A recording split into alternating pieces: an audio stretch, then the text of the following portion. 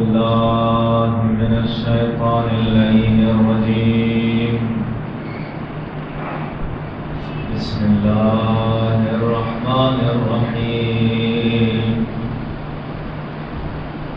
الحمد لله رب العالمين، والصلاة والسلام على سيدنا وشفيع ذنوبنا وطبيب نفوسنا وحبيب قلوبنا ومولانا ومولى الثقلين وجد الحسن والحسين على القاسم محمد. اللهم صل على محمد وعلى آله الطيبين الطاهرين المعصومين المظلومين، ولعنة الله على أعدائهم أجمعين. أما بعد، فقد قال الله تبارك وتعالى في القرآن المجيد والفرقان الحميد: بسم الله الرحمن الرحيم.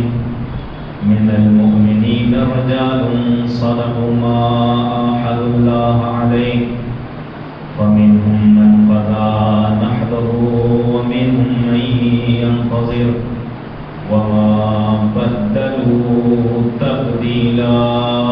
صدق الله.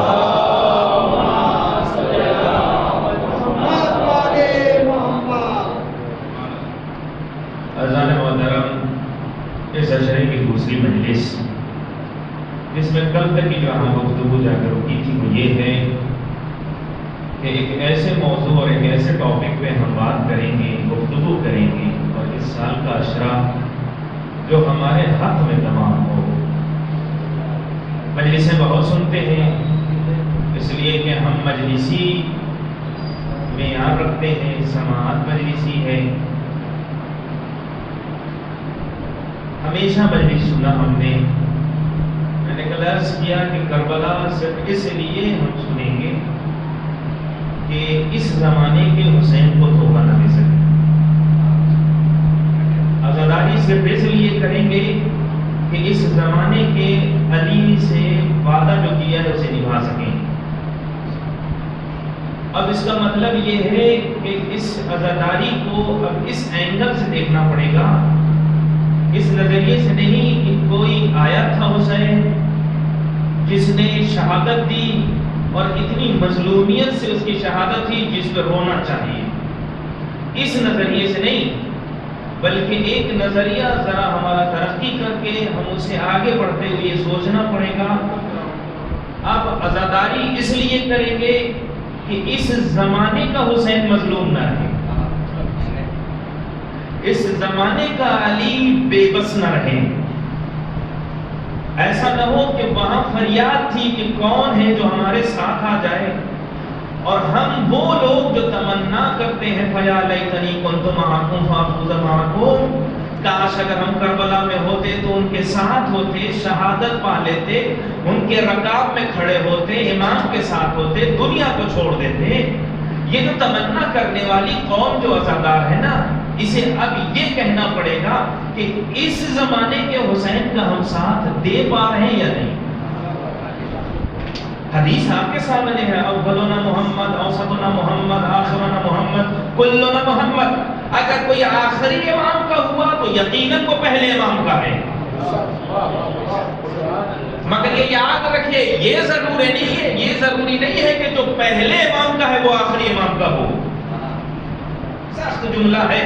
جو پہلے امام یعنی جو علی کو مانتا ہو لازمی نہیں ہے کہ وہ آخری کو بھی مانے. اس لیے کہ ہم نے اسی دنیا میں دیکھا کہ لوگ رسول کو مانتے ہوئے علی کو چھوڑ کر ایک غلط راستے پر چلے گئے.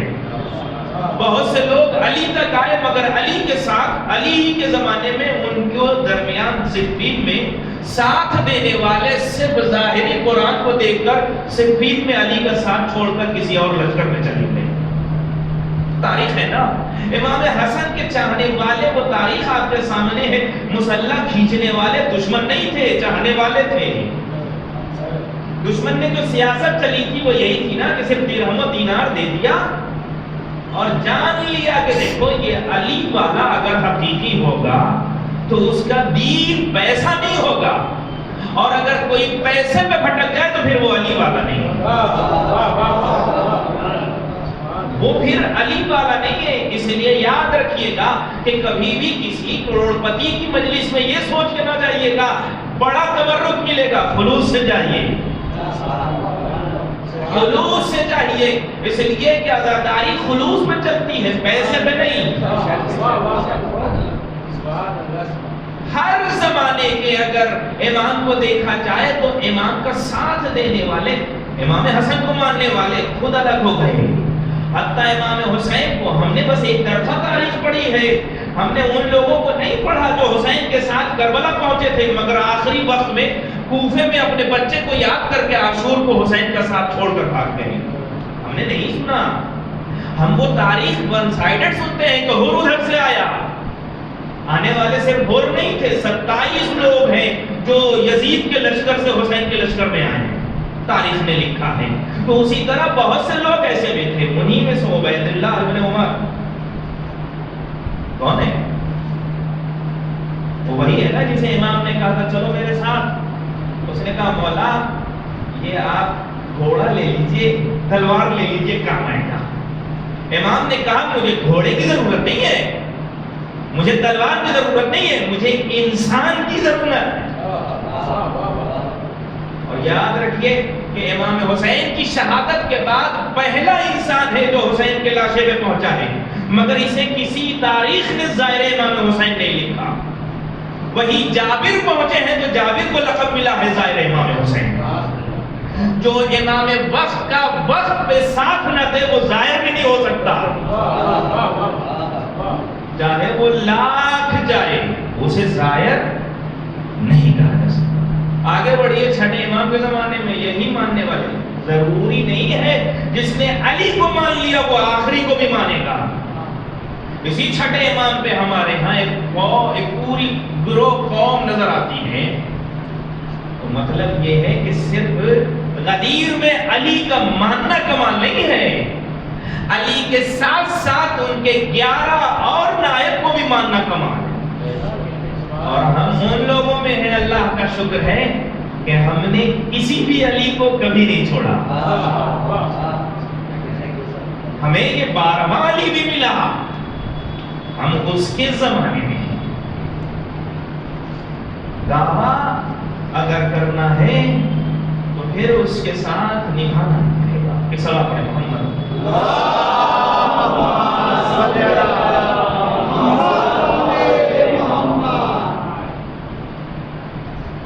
اس لیے ہمیں اس زمانے کے حسین اور علی کو پہچاننا ہے، کربلا اس لیے سننا ہے، مصائب اس لیے، علی اصغر کی مصیبت اس لیے سننی ہے کہ ہم اپنے بچے کو بتائیں اس زمانے کے بھی حسین کو بچوں کی ضرورت ہے، اس زمانے کے بھی جوان کو علی اکبر یعنی جوان کی صورت جو علی اکبر کی ہونی چاہیے وہ اس زمانے کی بھی حسین کی ضرورت ہے۔ میں انشاءاللہ اس پورے عشرے میں بہت سے مطالب، جو پہلی بات یہ ہے کہ ہم اپنے امام وقت کے حوالے سے جانتے نہیں ہیں، اور اگر جانتے ہیں تو بہت محدود جانتے ہیں، وہ بھی وہ چیزیں بیان کی گئی ہیں کہ جس میں ہمیں ایک حقیقی منتظر نہیں بنایا گیا،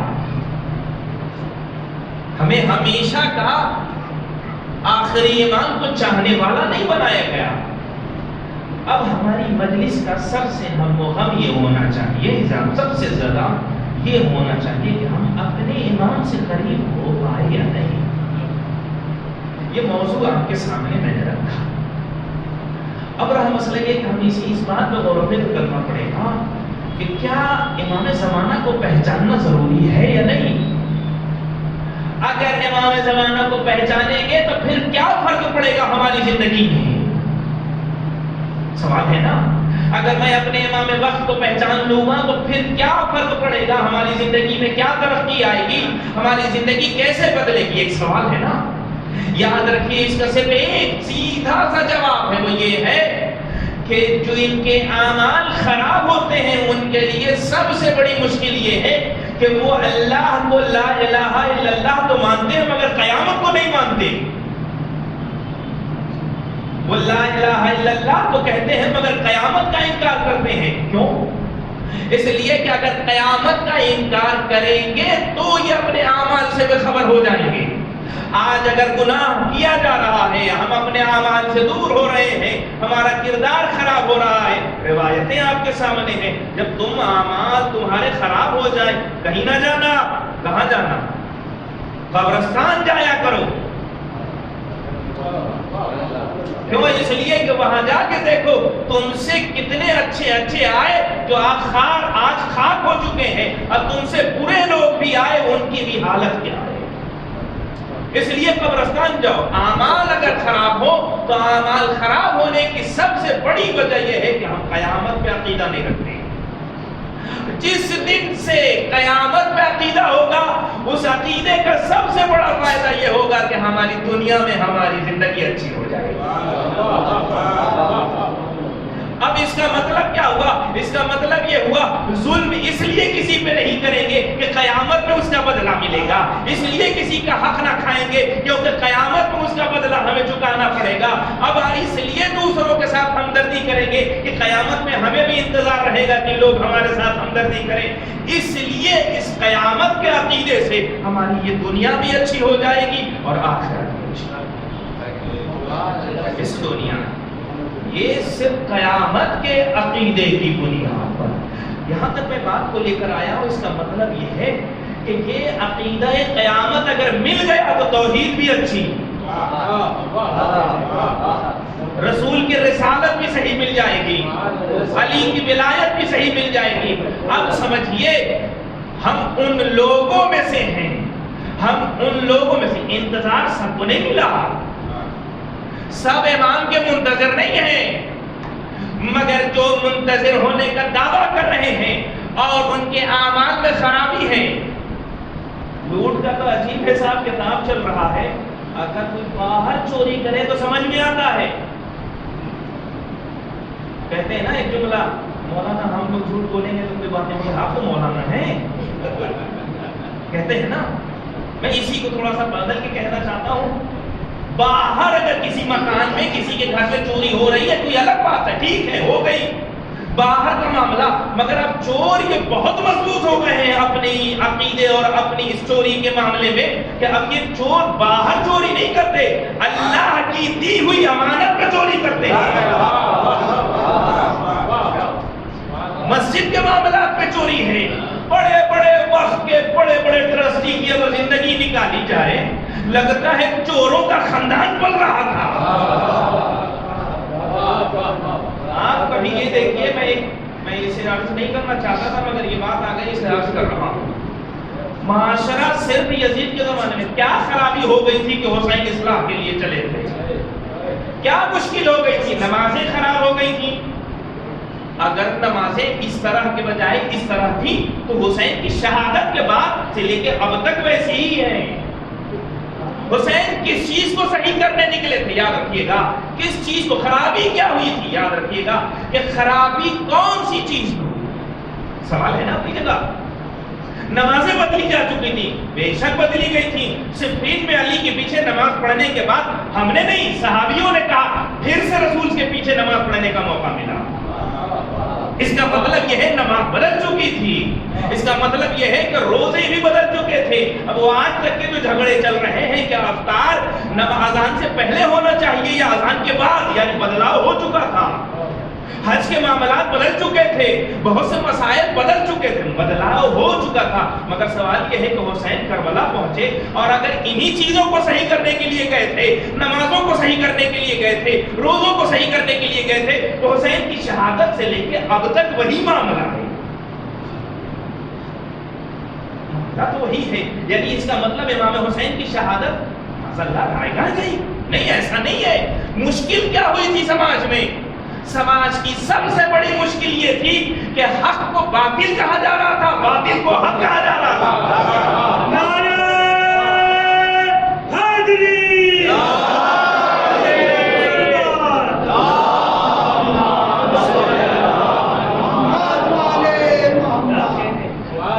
حق کو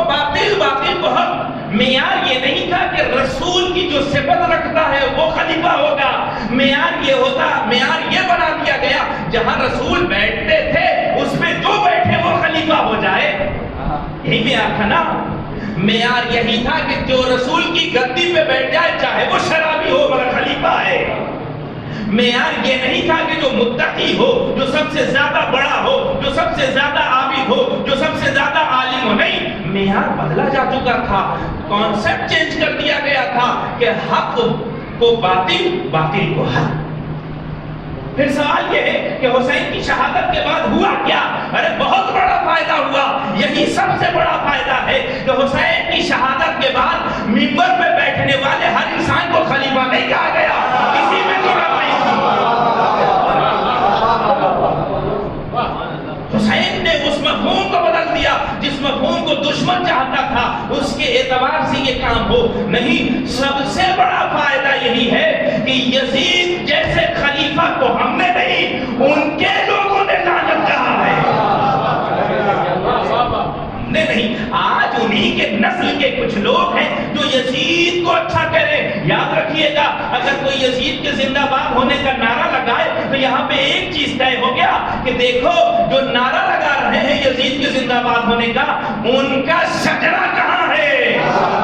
حسینیت زندہ باد، حسینیت زندہ باد، یزیدیت مردہ باد، یزیدیت مردہ باد، حیدری۔ یہ طے ہو گیا کہ یہ کس نسل سے ہیں، مجھے ان سے کوئی شکوہ نہیں۔ یاد رکھیے گا مطلب کیا ہے، حسین کس چیز کو صحیح کرنے کے لیے نکلے تھے؟ حسین اس لیے نکلے تھے کہ حق کو حق، باطل کو باطل کہا جا سکے، حق کو حق، باطل کو باطل کہا جا سکے۔ یاد رکھیے گا شمر سے پوچھا گیا، شمر سے پوچھا یہ بتاؤ کیا پھر سے موقع ملے گا تو حسین کو قتل کرو گے؟ کہا ہاں، یعنی صرف یہ نہیں کہ یزید خراب تھا، یاد رکھیے گا کہ صرف اس سماج میں یزید خراب نہیں تھا، صرف یزید ہی علی اور اولاد علی کے مقابلے میں نہیں تھا۔ کاش مدینے کی تاریخ پڑھنی چاہیے کہ 3 لوگوں سے کہا گیا تھا بیعت لینے کے لیے، عبداللہ ابن عمر انہی لوگوں میں سے ہے جو بہادر تھا۔ جس طرح سے حسین سے کہا گیا تھا بیعت لے لو، اسی طرح سے اس سے کہا گیا تھا، مگر وہ راتوں رات مکہ پہنچا اور آخر میں جس نے ولی خدا یعنی اللہ کی ولایت اور امام وقت کی ولایت کو چھوڑا تو معلوم ہے اس کا حشر کیا ہوا۔ جب وہ ابن زیاد کے پاس پہنچا ہے اور کہتا ہے اے امیر اپنا ہاتھ بڑھا دو، میں تمہارے ہاتھ پہ بیعت کرنا چاہتا ہوں، اس وقت ابن زیاد نے ایسے لوگوں کی اوقات بتائی کہ جو رسول، آل رسول اور خدا کو چھوڑ دے اس کا حشر کیا ہوگا۔ ایک مرتبہ ابن زیاد نے اپنا پیر بڑھایا، کہا دیکھو تمہاری بیعت صرف میرے پیر پہ ہوگی، تم صرف بیعت، یعنی جو اللہ اور رسول کو چھوڑتا ہے وہ دشمن کی نظر میں بھی اچھا نہیں ہوتا، وہ دشمن کی نظر میں بھی اچھا نہیں ہوتا۔ حق و باطل کا معیار بدلا جا رہا، حق و باطل کا معیار جب بدلا جا رہا تھا تو ہوا کیا؟ میں ایک نتیجے تک پہنچنا چاہ رہا ہوں۔ حق و باطل کا معیار اس طرح سے بدل دیا گیا کہ شمر یہ کہتا ہے کہ اگر پھر مجھے موقع ملے پھر سے میں حسین کو قتل کروں گا، پھر سے میں حسین کو قتل کروں گا۔ کیوں؟ اس لیے کہ دلیل کیا دیتا ہے، کہتا ہے حسین نے خلیفہ وقت کے خلاف خروج کیا تھا۔ اللہ اکبر، یعنی مشکل صرف یزید کی نہیں تھی، پورے سماج کی مشکل تھی۔ آپ تو یو پی والے ہیں نا، اکثر اس چیز کو محسوس کیجئے گا، اس میں سے جو یو پی سے تعلق رکھتے ہیں میں انہی سے یہ گزارش کروں گا کہ مشکل یہ نہیں تھی، یاد رکھیے گا مشکل صرف یہ نہیں تھی کہ یزید خراب تھا، بلکہ یزید کا مزاج رکھنے والے بہت سے لوگ تھے، یزید کو خلیفہ وقت سمجھنے والے بہت سے لوگ تھے۔ مشکل یہ نہیں ہے، اب سمجھ میں آیا اس زمانے میں بھی کچھ 2 سال پہلے ایسا واقعہ ہوا جس میں ہمیں سمجھ میں آیا کہ آج بھی یزیدی ہے کہ نہیں ہے، یہ یزید سوچ رکھنے والے وہ موجود ہیں کہ نہیں۔ دیکھیے کسی کا چیئرمین ہونا ٹھیک ہے مگر اسے پھر سے جتانا یہ اس بات کی دلیل ہے کہ آج بھی یزیدی ہے اور یزید کے چاہنے والے بھی۔ یہ وسیم لعنتی کو دوبارہ جتانا اس کا مطلب یہ یاد رکھیے گا، یہ کون لوگ ہیں جو ایسے لوگوں کا ساتھ دیں گے؟ ظالم ہمیشہ ظالم کا ساتھ دے گا، چور ہمیشہ چوروں کا ساتھ دے گا۔ یہ ایک دم سیدھی سی بات ہے، جو پہلے سے ہی غاصب ہے۔ اس لیے یاد رکھیے گا، اپنے بچے کو بچپنے سے ہی یہ بتایا جائے دیکھو غصب نہ کرنا۔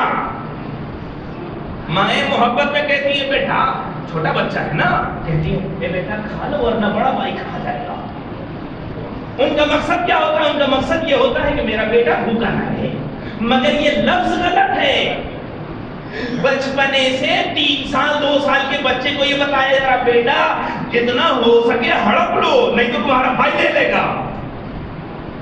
کاش انداز بدل جائے، یہ اپنے حوالے سے صرف اسے فکر کرایا جا، جب یہی بڑا ہو جائے گا تو جو بھی ابا کی زمین ہے اکیلے لے لے گا۔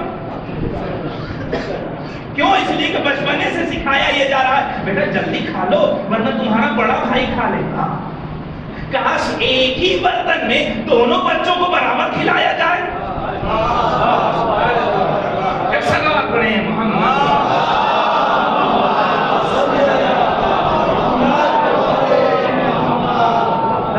حیدری محمد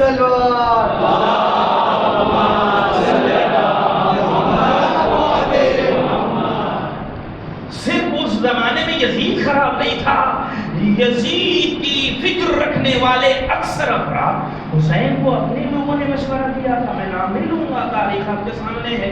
مولا آپ جاننا چاہتے ہیں نا، کاش کوئی امامت کو سمجھ لیتا، امامت اپنی جان کو بچاتا نہیں ہے اسلام کے لیے، اسلام کو بچانے کے لیے اپنے آپ کو قربان کر دیتا ہے۔ لوگوں کے نظریات تھے مولا آپ یمن چلے جائیے، آپ محفوظ رہیے گا۔ اپنے لوگوں نے کہا میں نام نہیں لوں گا، تاریخ آپ کے سامنے۔ یہ اصل میں امامت کو جانتے نہیں ہیں، امامت کے لیے مشورہ دے رہے ہیں۔ بہرحال امام نے پھر عزت بھی رکھ لی ایسے لوگوں کی۔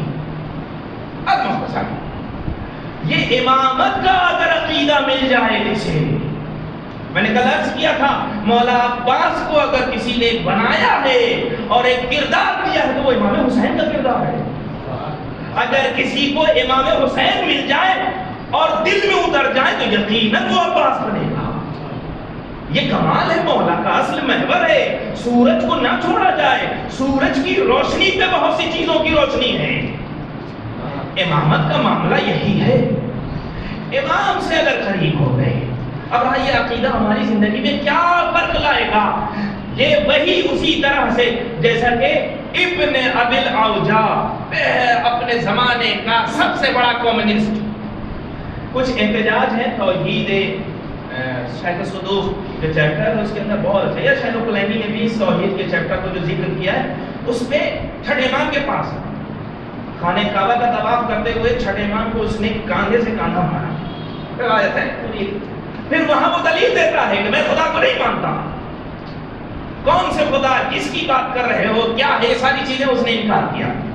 یاد رکھیے گا کوئی بھی کمیونسٹ کسی نہ کسی ایک کو خدا مانتا ہے، یہ الگ بات ہے ہمارا خدا نہ ملے کسی نہ کسی کو۔ اسی طرح جو لوگ کہتے ہیں کہ ہم تقلید نہیں کرتے، یہ اپنی قسمت پہ افسوس کریں کہ کسی کو اچھے نورانی چہرے والوں کی تقلید مل جائے۔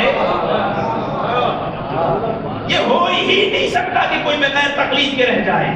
ڈاکٹر کے پاس جاتا ہے، کہتے ہیں ڈاکٹر دوا لکھ دے، تو آپ تقلید تو کر رہا ہے نا، دوا وہی کھانی ہے جو ڈاکٹر نے لکھی ہے۔ انسان کی فطرت میں تقلید ہے، یہ اپنی اپنی قسمت ہے کہ کسی کو نورانی چہرہ مل گیا اور کسی کو شیطانی مل گیا۔ نور نماز پڑھنے سے آتا ہے، نماز کو چھوڑنے سے نہیں۔ نماز میں بھی نماز شب پڑھنے سے چہرے پہ نور آتا ہے، چھوڑنے والوں کے لیے نہیں۔ اسی لیے ہمارا مجتہد سب سے بڑا نمازی ہوتا ہے۔ ایک سوال پڑھیں محمد۔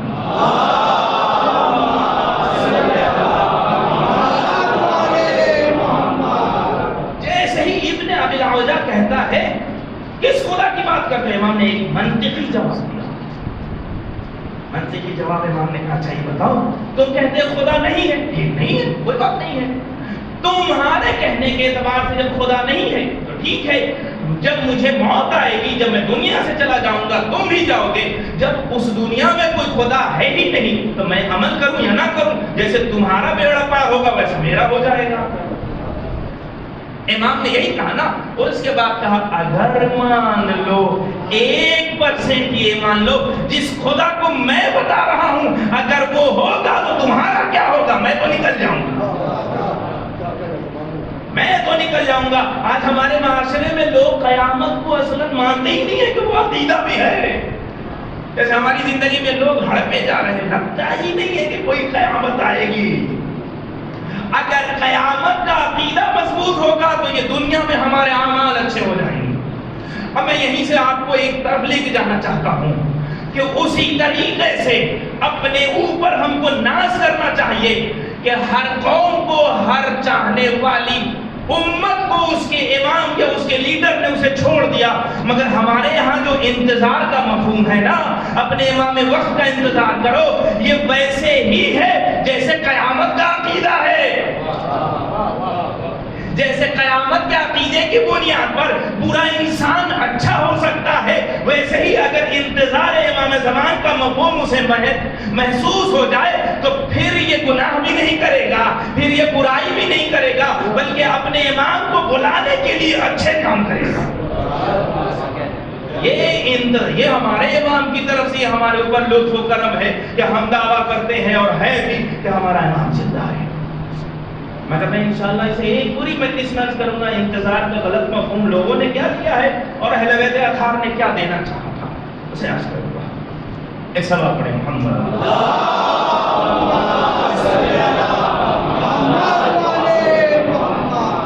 اب رہا مسئلہ یہ کہ ہماری زندگی میں اثر کیا پڑے گا؟ بہت سے اثر ہیں۔ عقیدے کی بنیاد پر اگر دیکھا جائے، اگر ہم اپنے امام وقت کے عقیدے کو سمجھیں گے تو سب سے بڑا فائدہ یہ ہوگا کہ ہم جاہل نہیں مریں گے۔ من مات ولم یعرف امام زمانہ مات میتۃ جاہلیہ، جو بھی اپنے زمانے کے امام کی معرفت کے بغیر مر جائے اس کی موت جاہلیت کی موت ہے۔ پتہ یہ چلا کہ کتاب کو نہ پڑھنے والے کو جاہل نہیں کہتے، امام کو نہ ماننے والے کو جاہل کہتے ہیں۔ امام وقت کو نہ پہچاننے والے کو جاہل کہتے ہیں۔ اس کا مطلب یہ ہے کہ سب سے بڑا عقیدے کا یہ فائدہ ہوگا کہ جو بھی امام کو مانے گا وہ جاہل نہیں مرے گا۔ اب یہیں پہ ایک جواب دینا چاہتا ہوں، آپ ہی کہتے ہیں نا جو روایت غلط ہے، جسے میں انشاءاللہ موقع ملا تو تشریح کروں گا، جب امام وقت آئیں گے سب سے پہلے کس کی گردن اترے گی؟ ارے یہ آپ کے حق کی بات ہے نا، بتا دیجئے۔ ارے آپ کہتے ہیں نا سب سے پہلی بات یہ روایت صحیح ہے یا نہیں، اس پہ بات ہونی چاہیے۔ میں اسی ابھی آپ سے میں نے کہا من مات ولم یعرف امام زمانہ مات میتۃ جاہلیہ، جو بھی اپنے زمانے کے امام کی معرفت کے بغیر مر جائے وہ جاہل ہے۔ اب میں آپ تمام لوگوں سے ایک سوال یہ کرنا چاہتا ہوں، کیا آپ اپنے امام وقت کو پہچانتے ہیں یا نہیں؟ سوال کا جواب سوچ کے دیجیے گا۔ نہ کہیں گے تو جاہل، ہاں کہیں گے تو عالم۔ روایت آپ ہی نے بیان کی، کیا امام کی تلوار سے سب سے پہلے کون قتل کیے جائیں گے؟ اب بتائیں صرف میں عالم نہیں ہوں، آپ بھی ہیں۔ اس لیے کہ پانچویں امام محمد باقر علیہ السلام،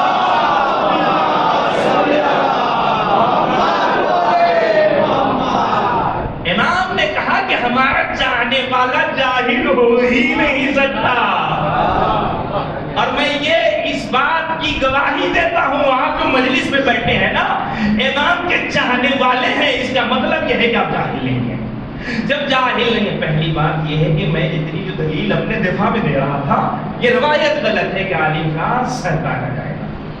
کچھ خرافات امام زمانہ کے حوالے سے لوگوں نے منسوخ کر دیے، انہی میں سے ایک خرافات یہ ہے، اس لیے کہ جو حقیقی عالم ہوگا وہ امام کے لشکر میں بہت بنیادی کردار نبھائے گا۔ جو ابھی بہت سے ہم سمجھتے ہیں کہ وہاں ظہور کے بعد علماء کا کوئی کام نہیں، بہت کام ہے۔ حقیقی عالم جو ہوگا اس کا بہت بنیادی کردار ہے امام کے ظہور میں۔ امام کے ظہور جو برے ہیں ہم انہیں عالم ہی نہیں کہتے. اس لیے کچھ لوگ تعریف کرتے ہیں ارے یہ مولانا بہت اچھے ہیں. ہاں جب مولانا ہے تو اچھے ہونا ہی چاہیے. جب مولانا ہے تو اچھے ہونا ہی چاہیے. اتنا ہی نہیں اب ذرا آپ کی باری ہے. لوگ کہتے ہیں ارے یہ بڑی مومن ہے نماز بھی پڑھتے. ہمارا شیعہ ہو تو نماز پڑھنا ہی چاہیے. اس کا مطلب یہ ہے کہ اگر کوئی بے نمازی ہے تو وہ اپنے آپ کو شیعہ کہنے سے کترائے. وہ اپنے آپ کو علی والا کہنے سے کترائے. اس لیے کہ یہ تعریف غلط ہے کہ دو حصے میں تعریف کی جائے. مولانا بھی ہے اور اچھے بھی. جب ہے مولانا تو اچھا ہونا چاہیے. ایک صلوات پڑھیں محمد.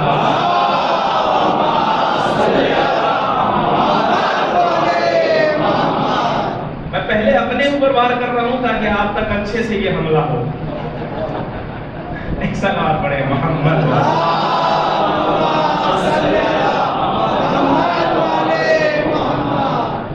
نہیں اصل بات یہ کہ موضوع میں پہنچا ہوں عقیدہ پر. میں ایک اور سنگین گفتگو کرنا چاہتا ہوں کہ اگر معرفت امام کی مل گئی تو ہم جاہل نہ رہیں گے. اور میں نے کل کہا کہ امام کا صرف نام رٹنا یہ معرفت نہیں ہے. امام کی سیرت کو اپنے کردار میں اتارنا یہ معرفت ہے. معرفت کے لیے کچھ کرنے کی ضرورت نہیں ہے. ہر کام سے پہلے صرف یہ کہے کہ اگر یہ امام وقت ہوتے تو یہ کام کرتے یا نہیں کرتے. اگر یہ ہم کام کرنے سے پہلے یہ سوچ لے کے آئے یقین جانیے امام مدد کریں گے. خدا مدد کرے گا پھر ہمیں اچھے راستے پہ چلنے کی توفیق دے گا. اگر یہ کام ہم کرنے لگے تو بہت سے معاملات ہمارے اچھے ہو جائیں گے. دوسرا کیوں امامت کی بحث ہمارے لیے مہدویت اور آخری امام کے جو چیپٹر ہے کیوں ضروری ہے؟ اس لیے کہ ہمارے یہاں ایک مفہوم یہ پیش کیا گیا کہ جو علی کی ولایت کو پا گیا وہ رسول تک پہنچ گیا وہ خدا تک پہنچ گیا. یہ ہے نا جس نے علی کو پا لیا وہ رسول تک پہنچ گیا وہ خدا تک پہنچ گیا. مگر میں اسی معاشرے میں اسی اپنے چاہنے والے عزاداروں میں باہر بھی دیکھ رہا ہوں اللہ اکبر یہ کیسا عزادار ہے جو علی علی کر کے اب رسول کا مخالف ہو رہا ہے. اتنا ہی نہیں اب علی علی کر کے اللہ کی مخالفت ہو رہی ہے. تو اس کا مطلب یہ ہے کہ یہ جو کانسیپٹ دیا گیا کہ جس نے علی کو پا لیا وہ خدا تک پہنچ گیا. مجھے بہت سے لوگ نظر نہیں آ رہے ہیں بلکہ وہ علی کو ہی خدا بنانے پہ لگے ہیں. تو کہیں نہ کہیں ہمارے پاس یہ مطلب غلط پہنچا ہے. کہیں نہ کہیں ہم اس مطلب کو سمجھ نہیں پا رہے ہیں. میں بہت سے خطیبوں کا نام نہیں لوں گا. بہت سے لوگ اب اسی میں کوشش کر رہے ہیں. میں نے کل عرض کیا تھا اس پہلو کی طرف مجھے اس طرف نہیں جانا ہے. اللہ میں اب اس دعائے معرفت کو آپ کے سامنے پیش کرنا چاہتا ہوں کہ طریقہ کیا ہے ولایت آخری امام یا ولایت علی کے پاس پہنچنے کا راستہ کیا ہے. دعاؤں نے بتایا. دعائے معرفت کیا ہے؟ اللہم اعرفنی نفسک فإنک فإن لم تعرفنی لم أعرف رسولک. پروردگارہ مجھے تو اپنی معرفت کروا دے. اللہ اکبر. اپنی پہچان کروا دے. کیوں؟ اگر میں تیری پہچان اور معرفت حاصل نہ کر سکا تو سب سے بڑا نقصان یہ ہوگا کہ میں تیرے رسول کو نہیں پہچان سکتا. پھر دوسرے مقام پہ میں عربی عبارت کو چھوڑ کے سب ترجمہ عرض کر رہا ہوں تاکہ وقت میرے پاس زیادہ سے زیادہ آئے. پروردگارہ مجھے اپنے رسول کی معرفت اور پہچان عطا کرا دے. کیوں؟ اس لیے کہ اگر میں تیرے رسول کو پہچان نہ سکا تو سب سے بڑا نقصان یہ ہوگا کہ میں تیرے علی اور حجت کو نہ پہچان سکوں گا. اتنا ہی نہیں معرفت کا ایک فائدہ یہ تھا من مات ولم یعرف کے ذیل میں کہ ہم جاہل نہیں رہیں گے. دوسرا فائدہ جو بہت اہم فائدہ وہ یہ ہے کہ پروردگارہ تو اپنی حجت کی معرفت عطا فرما اس کی پہچان عطا فرما. اگر میں تیری حجت کو نہ پہچان سکا تو سب سے بڑا نقصان یہ ہے کہ ہم دین میں رہ کے بھی گمراہ مریں گے. زللت عن دینی. اب سمجھ میں آیا. لوگ بہت سے لوگ نماز بھی پڑھ رہے ہیں علی کو چھوڑ کے, روزے بھی رکھ رہے ہیں علی کو چھوڑ کے, حج بھی کر رہے ہیں علی کو چھوڑ کے. اس دعائے معرفت کے اعتبار سے اگر کوئی علی کو چھوڑ کے نمازیں پڑھے, روزے رکھے, حج کرے, اس کی موت دین میں ہونے کے باوجود بھی گمراہی کی موت ہے. اس کی موت پھر بھی گمراہی کی موت ہے. زللت عن دینی. اب سمجھ میں آیا. اب جو رویہ تھا کہ جس نے علی کو پہچانا, ہم نے دیکھا علی کو پہچاننے والے کہیں نہ کہیں گڑبڑ کر رہے ہیں. اب انہی علی کے چاہنے والوں میں کوئی بے نمازی ہو رہا ہے, کوئی اپنے آپ کو بڑا عزادار کہہ رہا ہے, کوئی چھوٹا عزادار کہہ رہا ہے, کوئی کچھ کر رہا ہے, کوئی کچھ. یہ سارے مسائل صرف علی کے نام پر. خدا کے واسطے اگر اپنی خواہشوں کو پورا کرنا ہے تو للہ علی کو بدنام نہ کرو. اپنی آرزوؤں کو اگر پہنچنا ہے اور غلط آرزوؤں کو اگر حاصل کرنا ہے, للہ علی جیسے رہبر کو بدنام نہ کرو, حسین جیسے رہنما کو بدنام نہ کرو, ایسا چہرہ پیش نہ کرو. میں اور نماز, ارے حسین کی پہچان نماز سے ہے, نماز کی پہچان حسین سے ہے. یہ دو رخ پیش نہ کیا جائے للہ. اس لیے اب ہمیں یہ کرنا پڑے گا کہ پہلے علی کی معرفت سے پہلے ہمیں یہ کہنا پڑے, خدایا تو اپنی معرفت عطا فرما تاکہ میں تیرے رسول کو پہچان سکوں. جب تیرے رسول کی معرفت عطا ہوگی تو میں تیری حجت کو پہچانوں گا, اور جب تیری حجت کو پہچانوں گا تو میں گمراہ نہ مروں گا. اس کا مطلب یہ ہے کہ اگر معرفت حاصل ہو گئی تو جہاں ہم جاہل نہیں مریں گے وہیں گمراہ بھی نہیں مریں گے, وہیں گمراہ نہیں مریں گے. کیوں؟ اب ہمارا دائرہ بڑھ گیا. اب ہمارا دائرہ بڑھ گیا. اس دعائے معرفت کے اعتبار سے دائرہ یہ بڑھا کہ اب علی کو صرف شیعوں کے درمیان پیش کرنے کی ضرورت نہیں ہے. یہ اس بات میں خوش نہ ہو کہ ارے ہمارے یہاں علی کو پیش کیا جا رہا ہے. نہیں, اگر خدا کائنات کے ہر حصے پر ہے تو اب ہم پر واجب ہے کہ ہم علی کو بھی ہر جگہ پہنچائیں. اگر خدا تمام انسانوں کا خدا ہے تو پھر شیعوں کو صرف علی پیش نہ کیا جائے, بلکہ تمام انسانوں کی ضرورت کا نام ہے علی. اب جیسے جیسے معرفت بڑھے گی, اب اس کا مطلب یہ ہے کہ اگر مسلمانوں سے بات کرنا ہے یا مسلمانوں کے علاوہ غیر مسلم سے بات کرنا ہے تو وہاں علی کی بات نہ چھیڑنا, پہلے اسے خدا سمجھاؤ. جب خدا سمجھ میں آئے گا تو خود بخود رسول کو بھی مانے گا اور علی کو بھی مانے گا. اگر وہ خدا کو سمجھ گیا تو پھر وہ رسول کو بھی مانے گا, وہ پھر علی کو بھی مانے گا. اور آج اگر کوئی علی کو نہیں مانتا ہے, علی کی مخالفت کرتا ہے, تو اس کی سب سے بڑی وجہ یہ ہے کہ اسے توحید ہی نہیں ملی ہے. اسے توحید ہی نہیں ملی. سب سے بڑا فائدہ اگر معرفت مل گئی, اگر پہچان امام وقت کی ہو گئی تو ہم نہ گمراہ مریں گے اور نہ ساتھی جاہل. ماشاءاللہ. خدا آپ لوگوں کو سلامت رکھے. ایک صلوات پڑھیں محمد.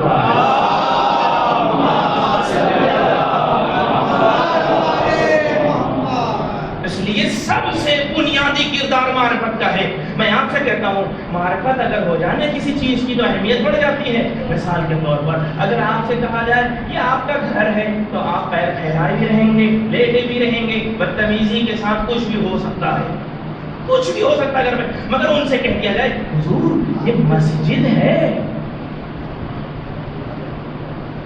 یہ جو جگہ ہے نا یہ مسجد ہے. اب جیسے ہی کہہ دیا یہ مسجد ہے تو اب وہ لیٹا ہوا انسان, اس کو بھی اب یہ شعور آ گیا, دیکھو اب یہاں لیٹنا نہیں ہے, اب یہاں بکواس نہیں کرنا ہے, اب یہاں غلط باتیں نہیں کرنا ہے. حالانکہ اب تو ماحول بدل گیا ہے. ارے لوگ اذان بھی دیتے رہتے ہیں اور ادھر جتنی قیمت ہے وہ اپنی جگہ پہ عروج پہ رہتی ہے. مسجد میں کم سے کم برائی نہ کیا جائے. اس کا مطلب یہ نہیں کہ باہر بہت ڈر لگتا ہے نا, کہا جاتا ہے کہ گالی ہر وقت حرام ہے. کم سے کم محرم کے دنوں میں تو احتیاط کرنا. اچھا تو نورم پیول کو گالی دے سکتے ہیں؟ ایک طبقہ وہ کوشش کرتا ہے کہ کوئی حلال راستہ حرام چیزوں کو حلال بنا دیا جائے. ایک سوچ ہے وہ کوشش کرتا رہتا ہے کہ مطلب یہ فائدہ ہو جائے. اگر معرفت ہو جائے کسی بھی چیز کی، کسی بھی جگہ کی، کسی بھی مقام کی، تو پھر اہمیت بڑھ جائے گی. اگر یہ معلوم ہو جائے کہ یہ میرا گھر نہیں ہے، یہ مسجد ہے، یہ عزا خانہ ہے، یہ عاشور خانہ ہے، یہاں تابوت رکھے ہوئے ہیں، یہاں علم رکھے ہوئے ہیں، یہاں زری رکھی ہوئی ہے، اب یہاں بے احترامی بھی ختم ہو گئی، اب یہاں صرف ادب ہوگا، اب یہاں صرف اور صرف اچھی باتیں ہوں گی، اب یہاں کوئی خراب بات نہیں ہوگی. جب معرفت بڑھے گی، جب معرفت بڑھے گی، تب کہیں علامہ طباطبائی جیسی شخصیتیں آ کے کہیں گی دیکھو انسان کی ہدایت کی دو ہی جگہ ہے. یاد رکھیے گا کون کہہ رہا ہے؟ علامہ طباطبائی صاحب تفسیر المیزان. بہترین جملہ ان کا، معرفت اگر بڑھ گیا، اگر لیول اونچا ہو گیا، اگر یہ اللہ اور رسول اور اہل بیت کے حوالے سے اگر پہچان بڑھ گئی، تو کیا فرمایا؟ کہا دیکھو انسان کی ہدایت کی دو ہی جگہ ہے، یا مجلس حسین یا روضہ امام حسین. یہ دو ہی جگہ ہے جہاں پر. اس کا مطلب یہ ہے کہ یہ معرفت ہے. اب ذرا ہم اپنے جوانوں کو دیکھیں، معرفت ہے کہ نہیں ہے؟ آپ اگر ذرا سماج کا مطالعہ کریں، یہ جو بزرگ ہیں نا، یہ جو بزرگ ہیں نا، یہ مرثیہ سے بیٹھتے ہیں، اور ہماری طرف تو بہت لمبی لمبی مجلسیں ہم لوگوں کی طرف ہوتی ہے، کئی کئی نوحے ہوتے ہیں. ماشاءاللہ ہماری عزاداری کی جان بزرگ ہیں. ورنہ یہ جو سماج چینج ہو رہا ہے نا، یہ ہمارا جوان صرف آخری نوحے میں آنا چاہتا ہے. اب اس جوان کے ذہن میں ایک ہی چیز ہے، مجلس کیوں سنیں گے، بس ہم کو ماتم کرنا ہے. اب اگر ان کے کاندھے پہ عزاداری ہے تو فاتحہ ہی ہے. اگر ان کے کاندھے پہ ہم عزاداری کو چھوڑ رہے ہیں جو اگلی نسل ہے، تو وہ صرف ماتم پہ ختم ہو جائے گی. اور کچھ لوگ تو ان سے بھی تیز ہیں جو صرف تبرک پہ ختم کرنا چاہتے ہیں.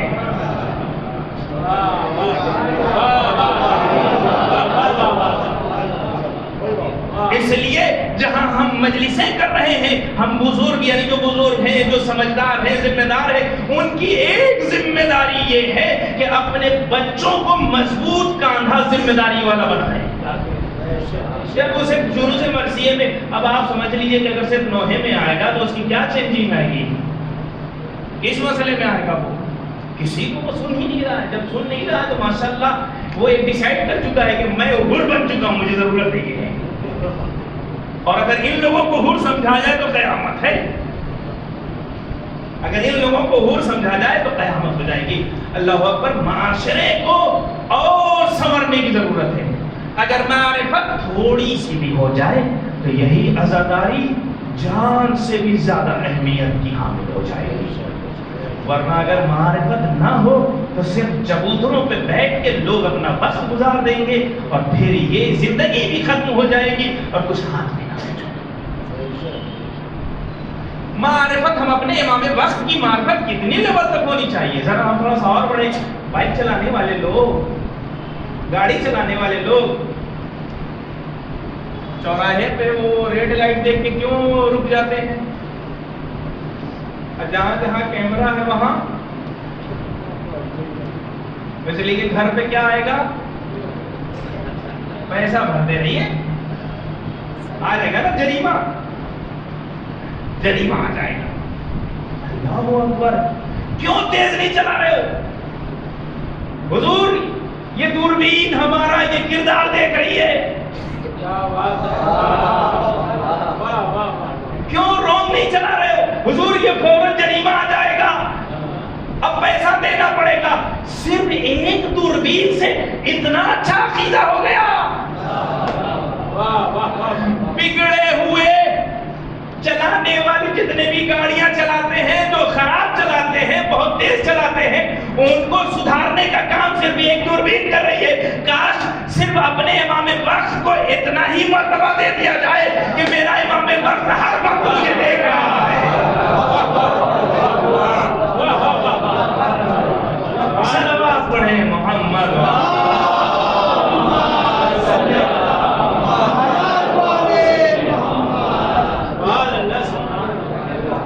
صرف اتنا ہی امام کو، حالانکہ امام کا دائرہ اس سے زیادہ ہے. میں آپ کو سمجھانے کے لیے دوربین کی مثال دے رہا ہوں.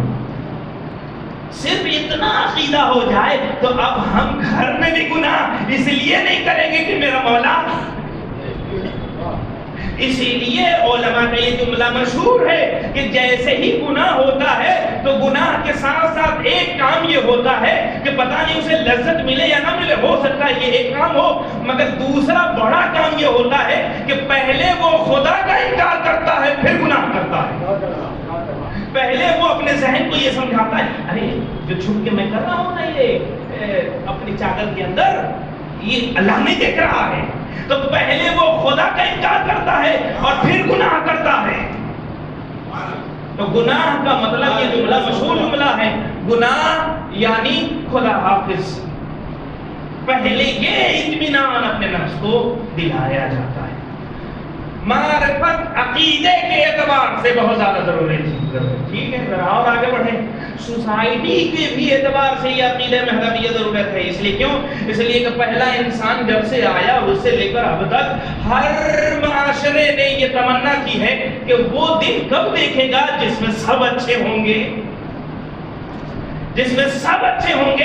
یہ بھی ابھی تک یہ پورا نہیں ہو پایا ہے. اگر معاشرے کو ایک سعادت مند زندگی چاہیے تو وہ کوئی اور حکومت نہیں دے سکتی، کوئی اور انسانی طاقت نہیں دے سکتی، صرف اور صرف عقیدہ مہدویت اسے یہ دے سکتی. اس لیے آخری امام کے ظہور کے بعد یہ ساری چیزیں میں عرض کروں گا کہ امام کی حکومت کے بعد کیا ہوگا. وہ بہت دلکش منظر ہے. کاش اگر ہم اس زمانے کو دیکھ لیں گے تو بہت اچھا، نہیں دیکھ سکے تو کم سے کم حسرتیں، امیدیں، تمنا اس معاشرے کی کریں گے جس کی ایک مثال میں قریب سے دینا چاہتا ہوں. مولا جب ظہور کریں گے اور مکے سے جب نکلیں گے تو مکے میں اپنا ایک نمائندہ رکھیں گے. امام آگے بڑھیں گے، پھر مکے والے کوئی نہ کوئی شرارت کر جائیں گے، پھر پلٹ جائیں گے مکے والے. جیسے یہ ہوگا امام 3 مرتبہ اپنے نمائندے کو بھیج کے صحیح کریں گے. جب 3 مرتبہ پھر وہ بھی کرتے ہیں، جب نمائندہ جا کے کہتا ہے پھر صحیح ہو جاتے ہیں، پھر صحیح خراب ہو جاتے ہیں، پھر باہر.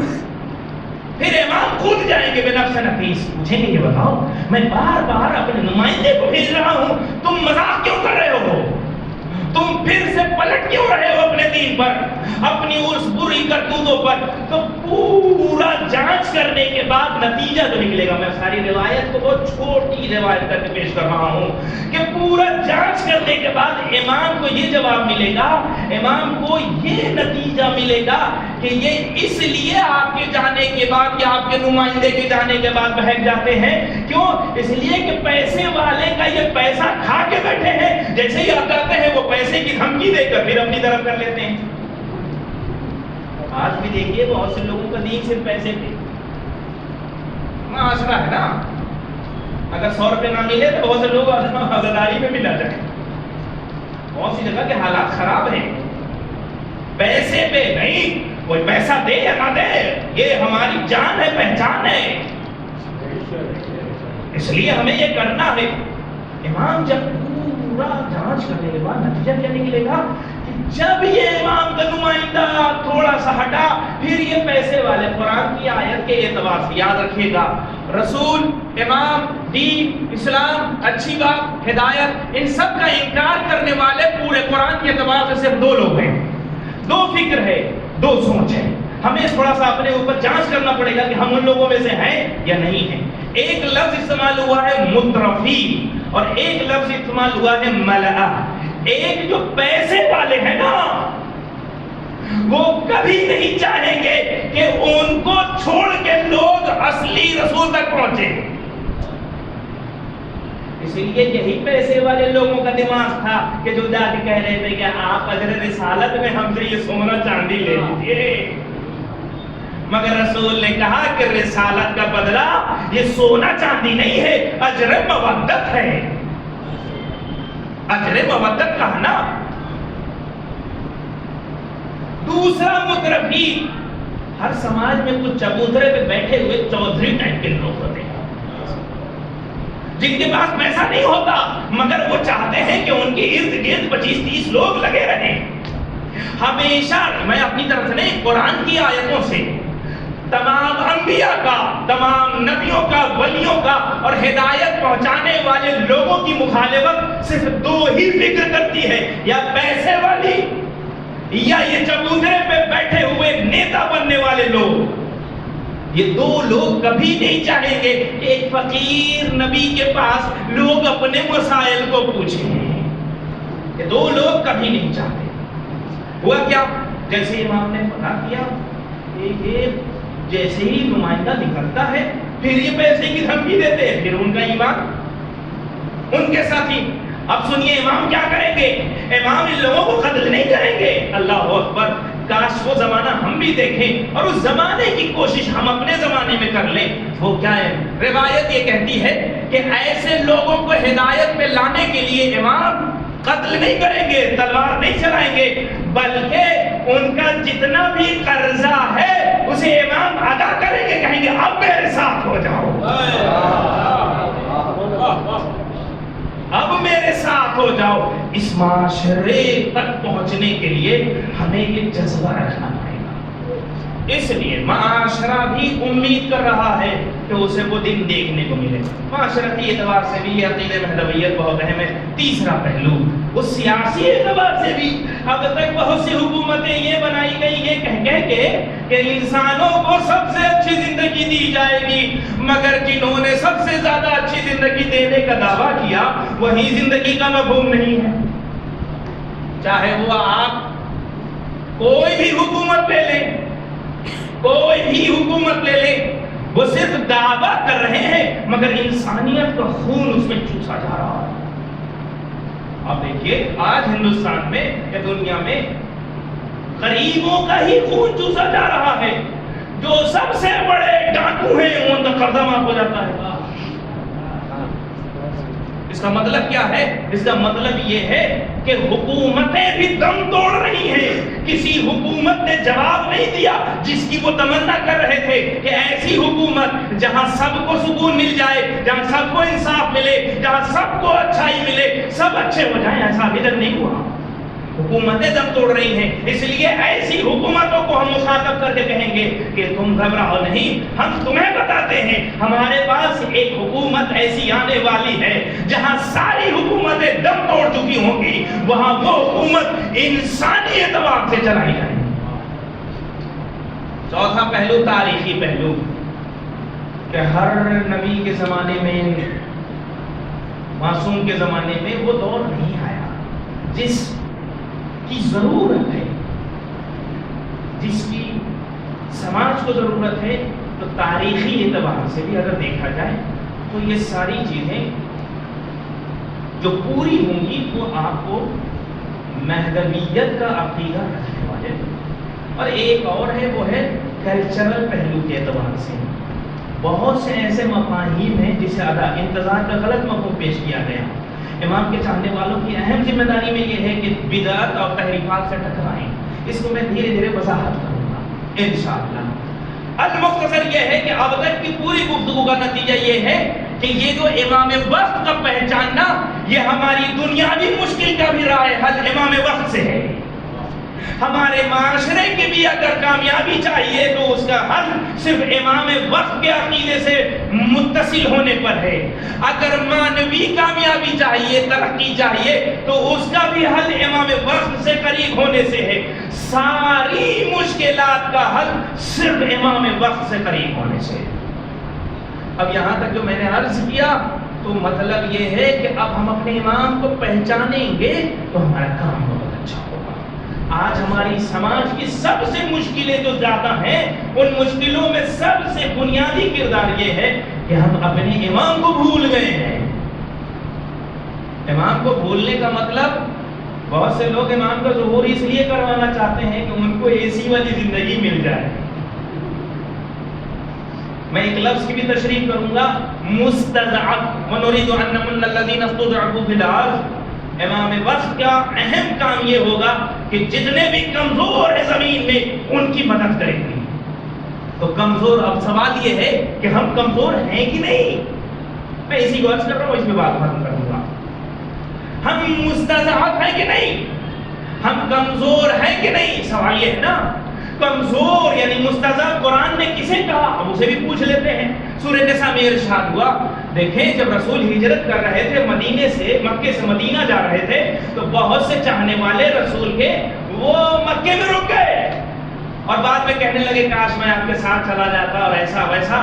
اس وقت قرآن نے کہا ہے کہ تم اپنے آپ کو ہرگز مستضعف نہ کہو، تم اپنے آپ کو کبھی بھی یہ نہ کہو کہ تم کمزور ہو. نہیں، تمہارا ٹھکانہ جہنم ہے، تمہارے اوپر عذاب ہے. جب رسول یا امام یا ہادی وقت جب ہجرت کر رہا تھا تو تم اپنے گھر کی حفاظت سوچ رہے تھے،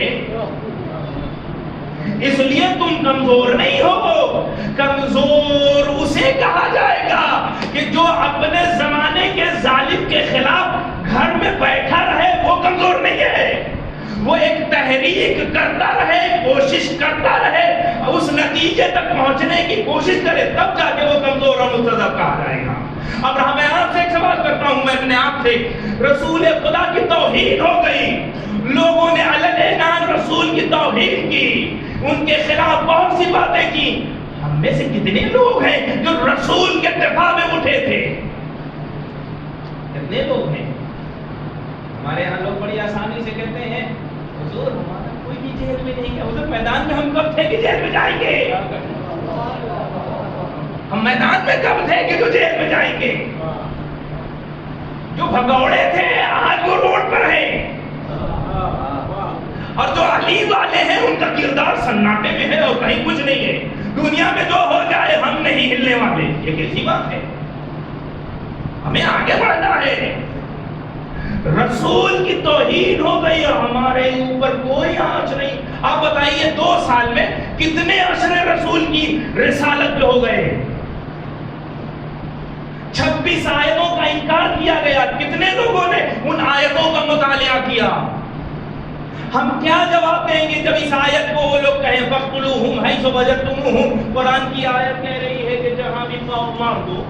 کیا یہ دہشت گردی نہیں ہے؟ اس کا جواب کون دے گا؟ آپ یہ نہ سمجھیے کہ صرف مولانا دیں گے. مولانا کو تو آتا ہی ہے، ان سے اگر کوئی پوچھ لے گا تو وہ دے دیں گے. مگر آپ ہمیشہ معاشرے میں اٹھتے بیٹھتے اپنے دوستوں کے ساتھ چلتے ہیں، آپ کو مضبوط ہونا ہے. ہمارے یہاں ہوا کیا؟ شاعروں نے بس شعر میں کہہ دیا کہ ہاں یہ مرد آباد، اور جو رسول کے خلاف بولے وہ مرد آباد کہنے سے نہیں ہوگا. ہم نے اس 26 آیت کو پڑھا یا نہیں پڑھا؟ اور اگر نہیں پڑھا تو یاد رکھیے وسیم رضوی پہلے دن وسیم لعنتی نہیں بنا ہے. بنیاد غلط تھی، لوگوں نے اسے ہوا دینا شروع کیا، آخر میں وہ جہنمی ہو گیا. کیوں؟ اس لیے کہ اس کا قرآن اس کے گھر میں حل نہیں تھا، اس کو آیتیں سمجھ میں نہیں آ رہی تھی، اس لیے آیتیں اسے دہشت گردی کا سبق دے رہی تھی. اور یہ اچھا انصاف ہے کہ اللہ کسی بھی ایسے لوگ کو اسلام میں رکھنا بھی نہیں چاہتا. یہ میں متوجہ کرنا چاہ رہا ہوں کہ ہماری ذمہ داری ہے نا. مستضعف جو کمزور ہوں گے ان کی مدد ہوگی. مستضعف یعنی وہ محنت کر رہے ہوں گے. صرف اللہم عجل ولیک الفرج نمازوں کے بعد کہنے سے کچھ نہیں ہوگا، کچھ نہیں ہوگا. میں آپ سے سوال کر رہا ہوں، آپ رمضان کی دعائیں پڑھتے ہیں، مشہور دعا ہے اللہم اغنی واللہ فقیر اللہم اشفی اللہ جائے. میں آپ سے بھی بات کر رہا ہوں نا، یہ مشہور دعا ہے نا. اللہم اشفی کل مریض. کیا ہے مطلب؟ ترجمہ یہی ہے نا، جتنے بھی فقیر ہیں انہیں تو بے نیاز کر دے، جتنے بھی بھوکے ہیں انہیں تو کھانا دے دے، جتنے بھی مریض ہیں انہیں شفا دے دے. کیا میں 100 سال نماز کے بعد یہ کہتا رہوں پروردگارہ جتنے بھی مریض ہیں انہیں شفا دے دے، جتنے بھی فقیر ہیں انہیں تو غنی بنا دے، جتنے بھی بھوکے ہیں انہیں تو کھانا دے دے؟ کیا میرے 100 سال نماز کے بعد کہنے سے کسی بھی بھوکے کی بھوک مٹے گی؟ اللہ اکبر. نہیں مٹنے والی ہے. جب یہ دعا کے لیے ہاتھ اٹھتے ہیں نا تو پہلا سوال یہ ہے کہ پہلے یہ بتاؤ کہ آج تک کتنے بھوکوں کی تم نے بھوک مٹائی؟ آج تک کتنے مریضوں کو تم نے دوائیں دی، آج تک کتنے فقیروں کو تم نے کچھ دے دیا. یہ صرف کہنے سے کچھ نہیں ہوگا. اسی طرح اللہم عجل ولیک الفرج کہنے سے کچھ نہیں ہوگا. سوال یہ ہوگا آنے والا جو آ کر کام کرے گا تم نے کتنا کام کیا، تم نے اس کو بلانے کے لیے کیا انتظام کیا. اپنے یہاں مہمان بلاتے ہو تو صوفہ بھی صحیح کرتے ہو، ٹیبل بھی صحیح کرتے ہو، الگ الگ مینو لگاتے ہو، کھانا سجاتے ہو. کب امام کو ایسے بلایا؟ کب امام کو؟ امام وقت ہو سکتا ہے ہم سے ملنے آیا ہو، ہم ٹی وی میں لگے ہوں. ہماری معرفت بہت کم ہے، اس لیے للہ اپنی معرفت بڑھائیں. بحث یہیں پہ ختم ہو رہی ہے. جب ہماری پہچان اپنے وقت سے بڑھے گی تو ہماری ساری مشکلوں کا حل اسی امام سے ہے. اگر امام وقت مل گئے تو پھر مشکل نہیں لگے. پھر جنگ میں کھڑے ہونا برا نہیں لگے گا. یہ کربلا والوں نے بتایا. بہت سے شہیدوں نے کا مشہور ہے نا، مولا آپ کو پانے کے بعد چھوڑنے کی بات، اگر ہمیں 70 مرتبہ مار دیا جائے، بعض روایتوں میں 1000 مرتبہ، تو پھر ہر بار ہم آپ ہی کے لیے اٹھیں گے. کیوں؟ اس لیے کہ امام مل گیا نا. اگر امام مل جائے تو پھر موت ہی اچھی لگتی ہے.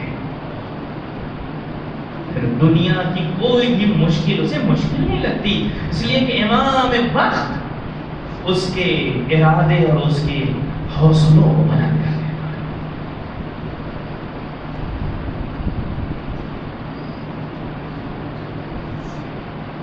آج کوفے کے مسائل اللہ اکبر روایت بتاتی ہے 12 محرم کو یہ قافلہ کوفہ پہنچ گیا. جو زیارت پہ گئے ہیں وہ گئے ہیں، جو نہ گئے انہیں تھوڑا زیارت نصیب فرمائے. کوفے سے کربلا کا فاصلہ زیادہ نہیں ہے. اللہ اکبر، کس رفتار سے اونٹ کو چلایا گیا، کتنی تیز رفتار تھی وہ ہمیں نہیں معلوم، مگر ہم کچھ روایتوں سے سمجھ میں آیا کہ رفتار کتنی تیز تھی. جب اونٹوں کی رفتار بڑی، قیامت ہو گئی. حسین کا سر آگے نہ بڑھا. ظالم نے سید سجاد سے پوچھا یہ بتاؤ حسین کا سر آگے کیوں نہیں بڑھتا؟ ایک مرتبہ سید سجاد نے کہا اے بابا، سید سجاد کو تازیہ نے مارے، بتا دو کیوں آگے نہیں. اجرکم اللہ، خدا کسی غم میں نہ رولا سوائے غم حسین کے.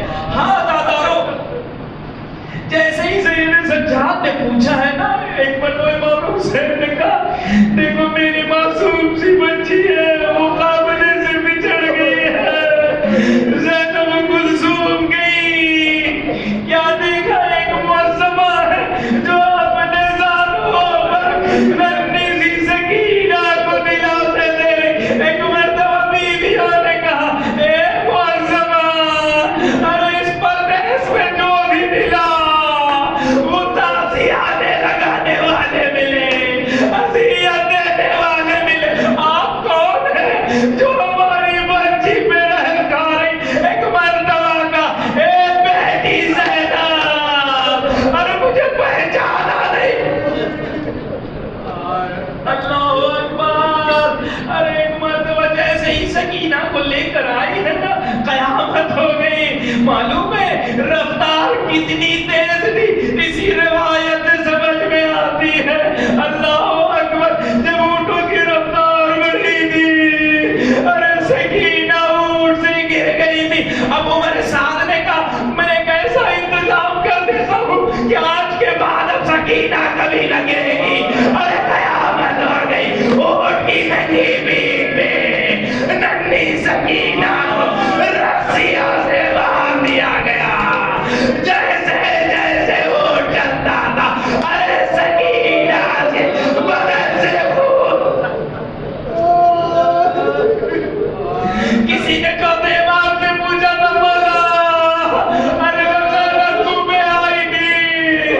زینب کا سر رنگین کیوں تھا؟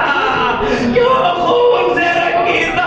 امام نے کہا پوچھنے والے، ارے جب رفتار بڑھی، جیسے جیسے اونٹ کی رفتار بڑھتی تھی، قیامت ہو گئی، ارے پاؤں کے ہاتھ گردن سے بندھے تھے، ارے ننھے ننھے بچے جو گودیوں میں تھے، جیسے جیسے اونٹ چلتا تھا ویسے ویسے بچے زمین پر گرتے تھے۔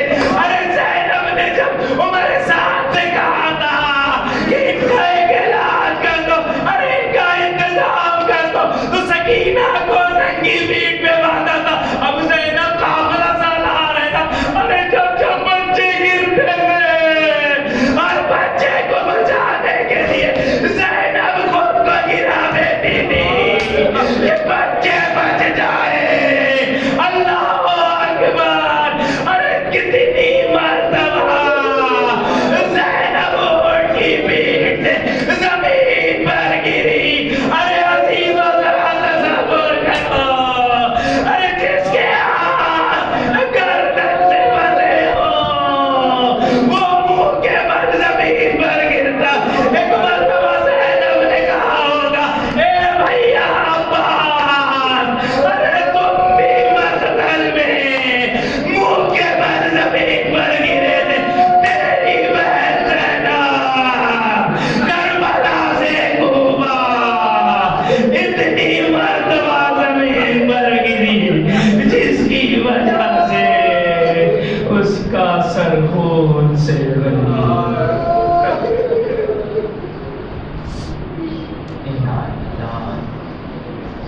وَإِنَّ إِلَيْهِ رَاجِعُونَ۔ رضا بمدائه وتسلیما لربه۔ پروردگار محمد و آل محمد کے صدقے میں ہمیں امام وقت کی معرفت عطا فرما۔ پروردگار جہاں جہاں شیعان حیدر قرار ہے کہ جان مال عزت آبرو کی حفاظت فرما۔ پروردگار ہماری عزاداری میں اگر کوئی کمی و کاستی ہے اسے دور فرما۔ پروردگار ہمارے جوانوں کو راہ مستقیم پر قائم اور دائم رکھ۔ پروردگار ہمارے سروں پر علماء کا سایہ قائم اور دائم رکھ۔ پروردگار سب سے اہم دعا ہمارے امام کے ظہور میں تعجیل فرما۔ ہمیں اس لائق بنا دے کہ ہم ان کے حساب و شمار ہو سکیں۔ ربنا تقبل منا انك انت السميع العليم۔ اللهم صل على محمد وآل محمد